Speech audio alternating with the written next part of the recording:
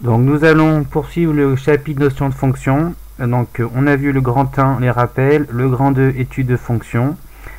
J'ai appelé ça grand A, domaine de définition. On a fait grand B, tableau de variation d'une fonction. Donc on avait fait un exemple de tableau de variation. On avait même défini ce que c'est qu'une fonction strictement croissante et strictement décroissante. Et ensuite donc il y avait l'exercice méthode, donc lecture d'un tableau de variation. Donc on avait fait donc quand on a un tableau de variation, donc on avait petit 1 un domaine, on peut voir le domaine de définition dans un tableau de variation, on pouvait voir le maximum et le minimum de la courbe.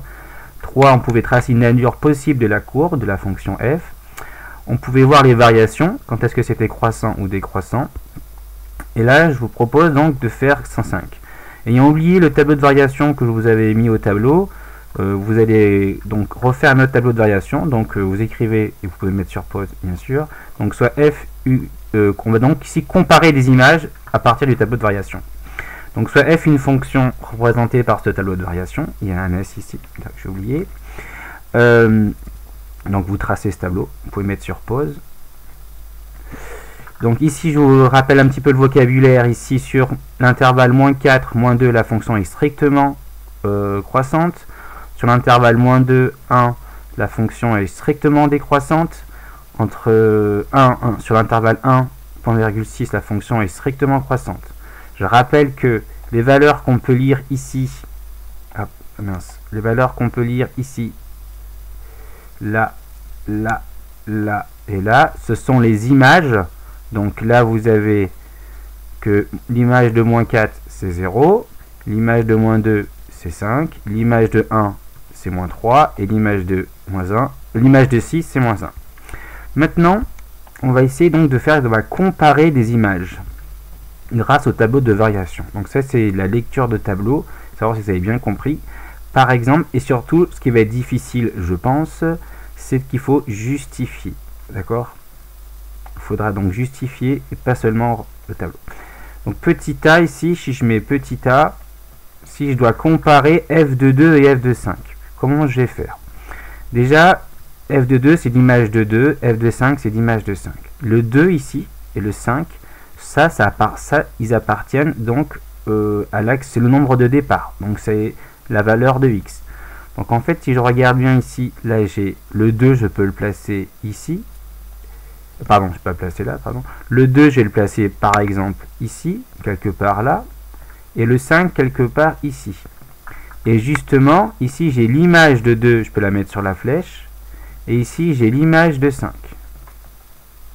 Donc on voit bien que si ici f2 est plus petit que 5, d'accord, et que sur la flèche, on voit bien que f de 2 est en dessous de f de 5, donc ici on voit que f de 2 est plus petit que 5.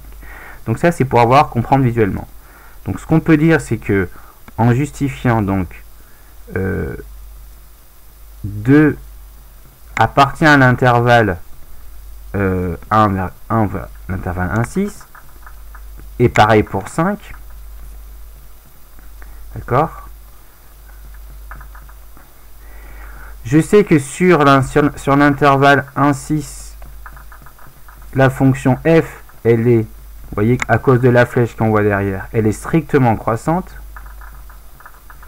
Donc, alors croissant, je fais une flèche comme ça pour aller vite, pour le c de croissant, et ça monte. F est strictement croissante, donc 2 est inférieur à 5 entraîne, non, je vais pas écrire ça comme ça, comme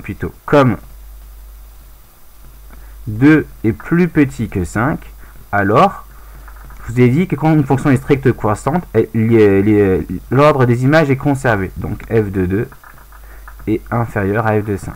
Donc voici comme si on justifie. L'argument qu'on va donc donner, c'est que la fonction elle est strictement croissante, d'accord, sur l'intervalle 1,6, et que les valeurs 2 et 5 sont dans cet intervalle. Ensuite, petit b, comparer f de -1 et f de 0. Pareil, je regarde dans mon tableau, je vais prendre une autre couleur, ici, -1 et 0, ce sont les valeurs de départ, et f de -1 et f de 0, ce sont les images. Donc -1, je peux le placer ici, 0, je peux le placer là. Et je vous rappelle qu'ici, je peux dire f de moins 1. Et ici, je peux mettre sur la flèche f de 0. Je vois que moins 1 est plus petit que 0. Mais f de moins 1 est au-dessus de f de 0. Ça veut donc dire que f de moins 1 est supérieur à f de 0. Donc là, on a ceci. Donc l'ordre, vous voyez, est inversé. Au départ, moins 1 est plus petit que 0, mais son image devient plus grande. Donc le fait que l'ordre est inversé, souvenez-vous, c'est parce que f est strictement décroissante. Et là, on va le justifier ainsi. Donc moins 1, il appartient à l'intervalle moins 2, 1. Et pareil pour 0. 0, il appartient à l'intervalle moins 2, 1. Sur l'intervalle moins 2, 1, f est strictement décroissante. Alors pour aller plus vite, décroissante, je fais un D et une flèche qui descend comme ça.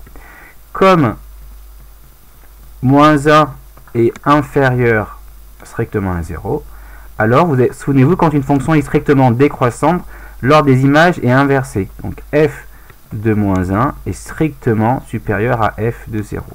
Voici comment je peux donc justifier que la fonction que f de moins 1 est supérieur à f de 0. Donc l'argument, je vous rappelle, c'est de dire que comme ils appartiennent à un intervalle moins de 1, et du fait que la fonction est strictement croissante, l'ordre, voyez, des images est inversé par rapport au départ. Et je termine avec le C, comparer f de moins 3 et f de 4. Donc ici, f de moins 3 et f de 4. Donc je vais essayer de prendre une autre couleur. Hop. Donc je le redis encore, moins 3 et 4 sont les nombres de départ, et f de moins 3 et f de 4 sont les images. F de moins 3, f de moins 3 c'est quelque part ici, là. Et 4, il est quelque part ici. Donc juste avant, là je le mets là au-dessus, pardon. Donc ici vous avez f de moins 3. Ici vous avez quelque part ici sur la flèche f de 4. Bon, je le mets pas sur la flèche parce qu'il me manque, j'ai pas la place. Mais il serait quelque part sur la flèche. On peut voir une chose, f de moins 3 et f de moins 4, je connais pas leur valeur. D'accord, ça c'est important, je ne connais pas leur valeur. Mais je sais que d'après le graphique, comme f de moins 3, il est supérieur à 0. D'accord. Et je vois que f de moins 4, il est entre moins 3 et 1. Donc il est négatif. Donc vous avez f de moins 3 qui est positif et f de 4 qui est négatif. Donc qui est le plus grand? C'est celui qui est positif. Donc f de moins 3, lui, il est supérieur à f de 4. Et donc je vais le rédiger ainsi. Alors je rédige. Alors petit c. Donc d'après le tableau de variation.